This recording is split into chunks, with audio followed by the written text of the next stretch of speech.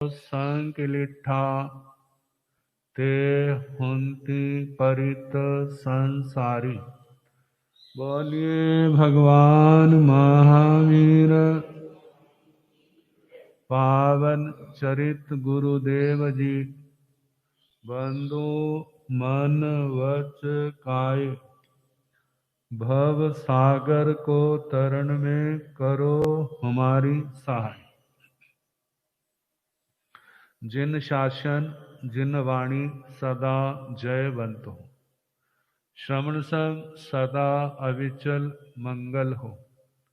मुक्ति को प्राप्त श्रमण भगवान महावीर स्वामी, उनकी परम पावन कल्याणी भागवती वाणी वाचक प्रमुख श्री इंदर भोति गौतम आदि गणधर भगवंत, जुग प्रधानाचार्य परम पूज्य श्री सुधर्मा स्वामी जी महाराज, उनकी परम पावन पाठ परंपरा, वर्तमान आचार्य ध्यान योगी परम पूज्य श्री शिव मुनि जी महाराज एवं गुरुजन सबके पावन चरण सरोजों में मेरा अनंत अनंत बार वंदना नमस्कार। उपस्थित धर्म प्रेमी सज्जनों, माताओं तथा बहनों, वीर स्तुति आपको सुनाई जा रही है। कल 22वीं गाथा सुनाई थी, अब 23वीं गाथा। दानान सेठं अभय पयाण सच्चे सुवाण वजवयंती तवे सुवा उत्तमं बंबचेरं लोगोत्तमे समण नाय पोते।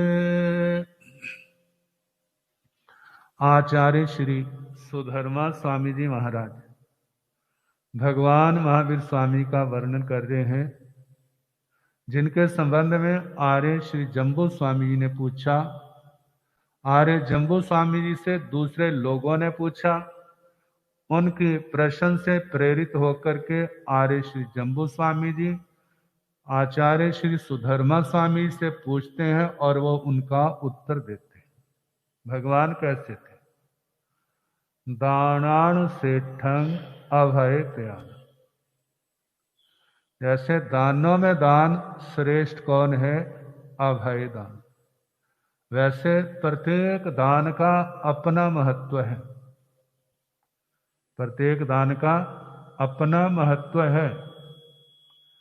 उस महत्व को घटाया नहीं जा सकता, लेकिन फिर भी इन महत्वपूर्ण दानों में भी श्रेष्ठता देखी जाए तो अभय दान। पहली बात। दूसरी बात, सच्चे सुबा अणवज्जंग भयंती। वचन 4 प्रकार के होते हैं: सत्य, असत्य, मिश्र और व्यवहार। इन चारों प्रकार के वचनों में सत्य वचन प्रधान है, लेकिन सत्यों में भी वह वचन प्रधान है जो निर्वध्य है, जो निष्पाप है, पाप से रहित। तीसरी बात, तवे सुवा उत्तमं बंबचेरम। तपस्याओं में सर्वोत्तम तप कौन सा है? वह है ब्रह्मचर्य। जैसे ये 3 बातें अपने आप में प्रधान है, इसी प्रकार लोग उत्तमे समणे नायक उत्थे। लोक में उत्तम है कौन? श्रमण, ज्ञात पुत्र। जैसे जो अपने अपने स्थान पर 3 बातें सर्वोत्तम है, इसी प्रकार भगवान महावीर स्वामी भी क्या है, इन्हीं 3 बातों से सर्वोत्तम है। वो तो अपने अपने आप में है, लेकिन ये तीनों बातें भगवान के अंदर पाई जाती हैं। अभयदान उनके अंदर है, पूर्ण सत्य उनके अंदर है, और पूर्ण ब्रह्मचर्य वो भी उनके अंदर है। तो भगवान का जीवन कितना ऊंचा है, उनकी आत्मा कितनी पवित्र है। कहते हैं ऐसी आत्मा की हम शरण लें। कहते हैं जो जिसके पास रहता है उसका प्रभाव साथी पर पड़ता है। जब उसके ऊपर पड़ता है तो एक दिन वह भी उस जैसा ही उन जैसा ही बन जाता है। अब तीनों में पहली बात को ले, दानों में दान, अभय दान। मृत्यु सामने खड़ी, व्यक्ति थर थर कांप रहा है,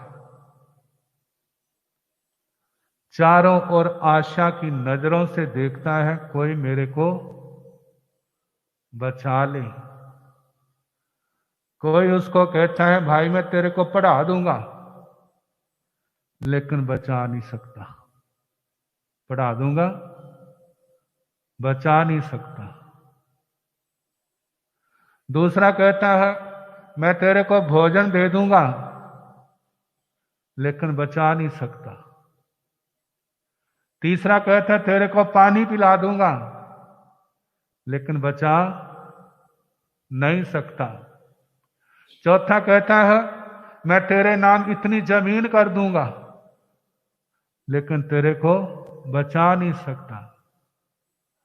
आगे कहा मैं तेरे को आराम के लिए वस्त्र दे दूंगा, शैया दे दूंगा, वस्त्र दे दूंगा, लेकिन मैं तेरे को बचा नहीं सकता। भाई मैं तेरे लिए लंबे जीवन की कामना तो करता हूं, लेकिन इस मौत से मैं बचा नहीं सकता। भाई मैं तेरा गुणगान कर सकता हूं, लेकिन तेरे को बचा नहीं सकता। मैं तेरी सेवा कर सकता हूं, लेकिन मौत से बचा नहीं सकता। कोई कहता भाई मैं तेरे को हाथ जोड़ सकता हूं, लेकिन तेरे को बचा नहीं सकता। और आखिर में एक आया, बोलो भाई क्या चाहते हो, मेरे को बचा लो। कहते चिंता ना कर, मैं तेरे को बचाऊंगा। क्या करूंगा? मैं तेरे को बचाऊंगा। और उसने अपना पूर्ण जोर लगा दिया, जहां तक उसकी पहुंच थी उसने पहुंचा और उसको मुक्त करा दिया। बोलो अब उसकी क्या स्थिति है? आचार्यों ने इसके ऊपर एक बहुत बढ़िया सा दृष्टांत दिया, इसी अभय दान के ऊपर। कहते एक राजा की 4 रानियां थी। अंदर बैठा बैठा भी तो बोर हो जाता है ना, बाहर जा नहीं सकते, तब फिर वो कहां खड़े होते हैं? कहां खड़े होते हैं? खिड़कियों में देखते हैं बाहर क्या हो रहा है। अब उन्होंने देखा पास में राजमार्ग, एक व्यक्ति जिसको गेरुआ रंग मसला हुआ है, लाल कपड़े पहने हुए,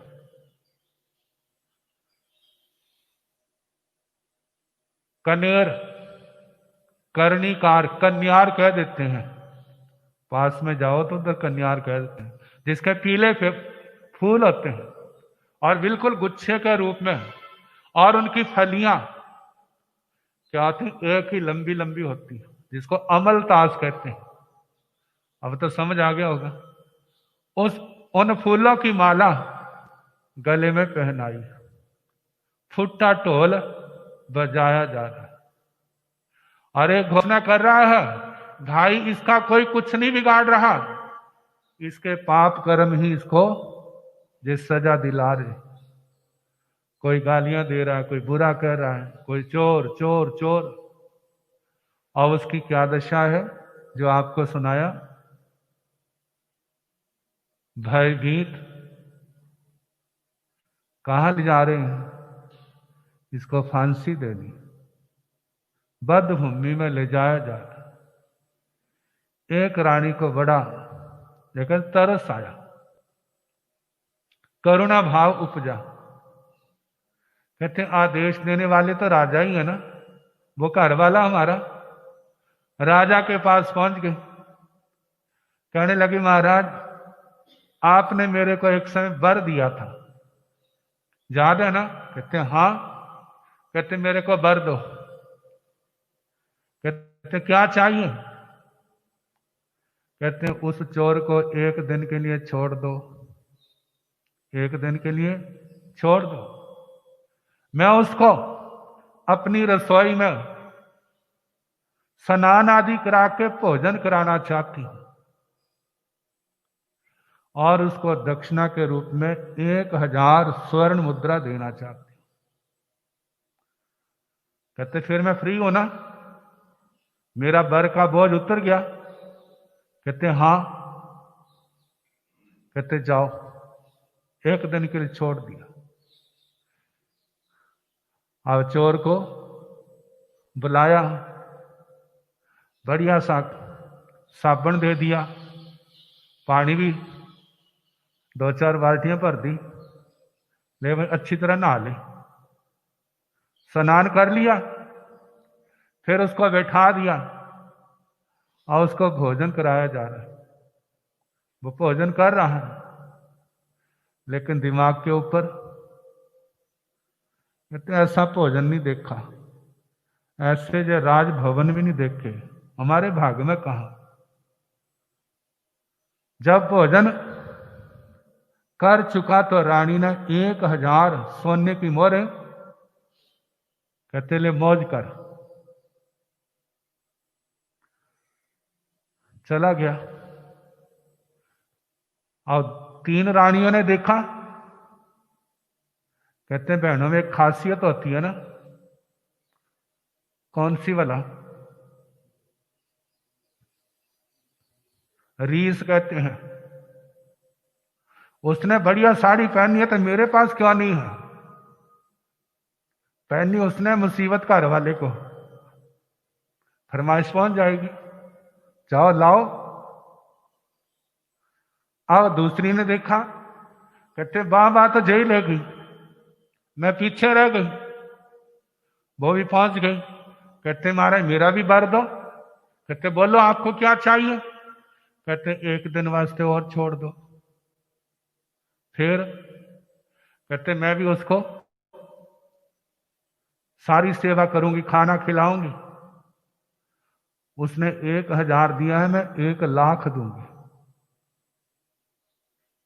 कहते जाओ, एक दिन के लिए और छोड़ दिया। खाना पीना सब वैसा, और कहा 1000, कहां पर 1,00,000 स्वर्ण मुद्रा मिल गई। लेकिन फिर भी दिमाग का बोझ नहीं उतरा, आज नहीं तो कल। कहते हैं बकरे की मां कब तक खैर मनाएगी, एक दिन तो कसाई के पास उसने जाना है। अब तीसरी को पता चला, कहते वाह कमाल की बात है, इसने तो और पहली से भी ज्यादा श्रेय ले लिया। वो भी राजा के पास पहुंच गई। जब राजा के पास में, कहते महाराज मेरा वर भी दो। बोलो क्या चाहिए? कहते एक दिन के लिए छोड़ दो, बाकी वैसा, लेकिन मैं 1 करोड़ स्वर्ण मुद्रा दूंगी। कहते ठीक है दे दो। छोड़ दिया। और चौथी वर तो उसने भी लिया था। कहने लगे, राजा पूछने लगा तैने भी कुछ करना है? तीनों ने तो बहुत कुछ कर लिया। कहते महाराज मैं क्या कर सकती हूं, मेरे पास तो कुछ भी नहीं है। कहते नहीं, तेरे मन में कुछ हो तो बता। कहते महाराज आप मन की बात पूछते हैं तो मेरे मन की बात उस चोर को बुलाओ, उसको पूछो आप चोर कैसे बने। यदि वो आगे के लिए वायदा करे, प्रतिज्ञा करे कि आगे के लिए मैं चोरी नहीं करूंगा, तो मेरा निवेदन है उसको माफ कर दो, उसको माफ कर दो। बुलाया उसको, उसने सारी कहानी सुनाई। कहते ना चोर, मेरे परिवार में कोई चोर नहीं, वह चोरों की संगति की। असली चोर तो भाग गए और मैं नकली चोर पकड़ा गया और ये सजा मिल गई। कहते अब, कहते एक बार चांस दो तो दोबारा ऐसा काम कभी नहीं करूंगा। राजा ने कहा बस तेरे को मुक्त किया। अब उसकी क्या दशा होगी, क्या उसकी खुशी का वर्णन शब्दों के द्वारा किया जा सकता है। वो चला गया, अंदर से सोचता होगा जो तो चोरी भी मेरा वरदान बन गई, बच भी गया और घर के अंदर कितना आ गया, 1 करोड़ 1 लाख 1 हजार, वो भी क्या कागज के नोट नहीं, सोने की मोहर, वो तो धन्ना सेठ बन गया। कई बार ऐसा होता है, कितने लोगों की किस्मत जाग जाती है। जैसे एक बार ना जो बोरवेल करते हैं, बोरिंग करते हैं, कि बच्चा गिर गया, कितने लोगों के करुणा का प्रभाव है उठा और कितनी उसको डोनेशन आ गई, बच्चा बचा लिया। लेकिन उसके बाद घटनाएं घटी तो क्या उनको भी वैसा मिला? कहते इन लोगों ने तो अब धंधा ही बना लिया। अब क्या था, अब चारों बैठ गई। कौन? भवानी माता है, राजमाता है ना, भवानी माता तब पे हो गई। अब पहली कहने लगे देखो हमारे में चारों में सबसे ज्यादा कंजूस कौन है, जो चौथी।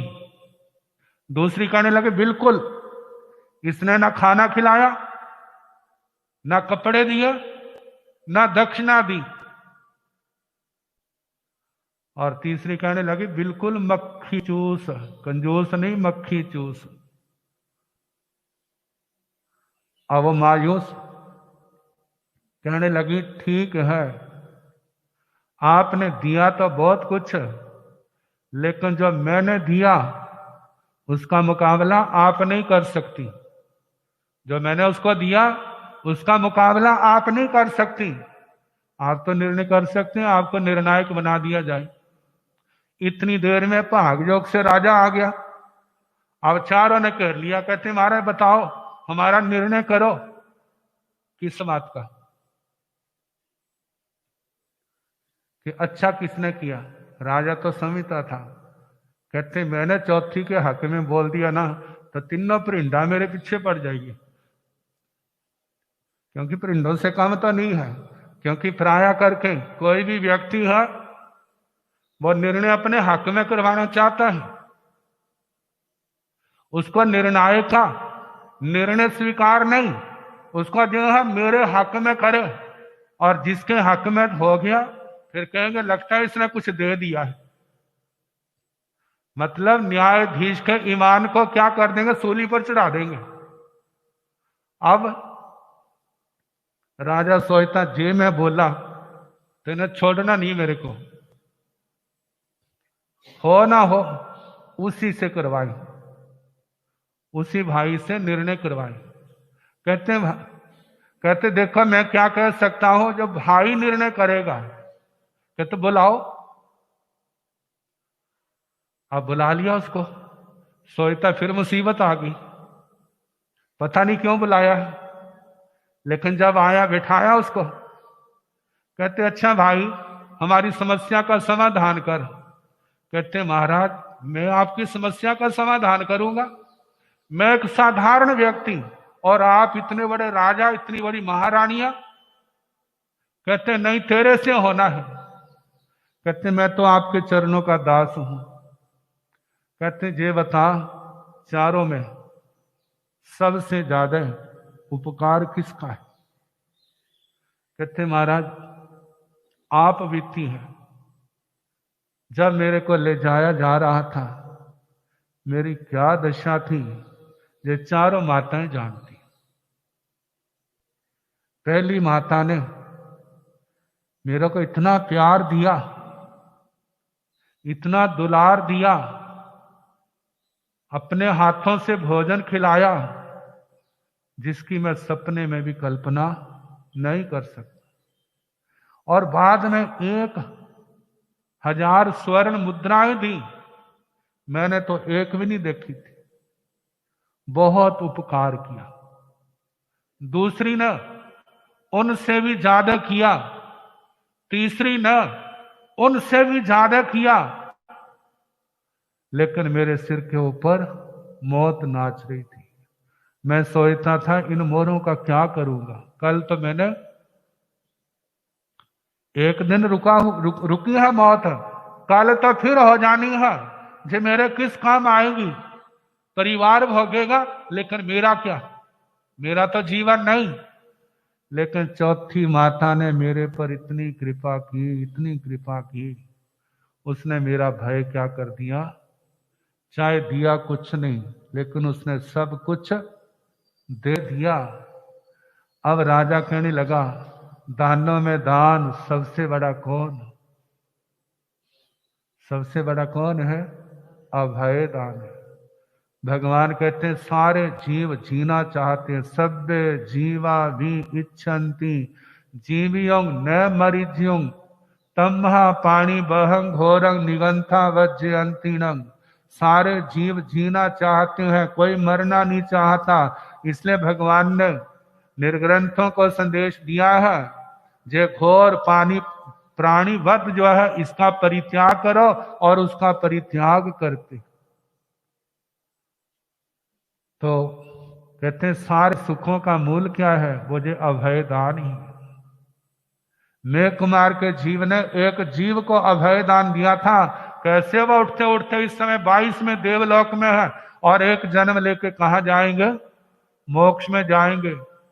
भगवान शांतिनाथ जी का पूर्व जन्म का जो जीवन है, वो भी क्या मेघरथ राजा, वो भी किस रूप में?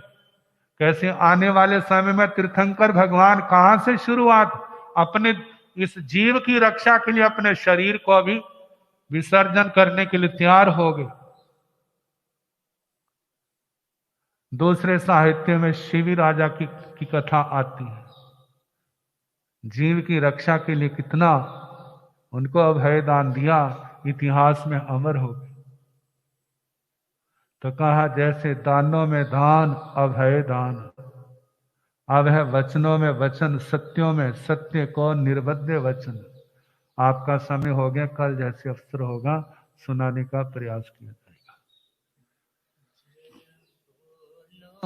महावीर स्वामी की जय बोलो, महावीर स्वामी की। घट घट के अंतर यामी की, घट घट के अंतर यामी की जय बोलो, महावीर स्वामी की जय बोलो, महावीर स्वामी की। बड़े सौभाग्य से आप सभी को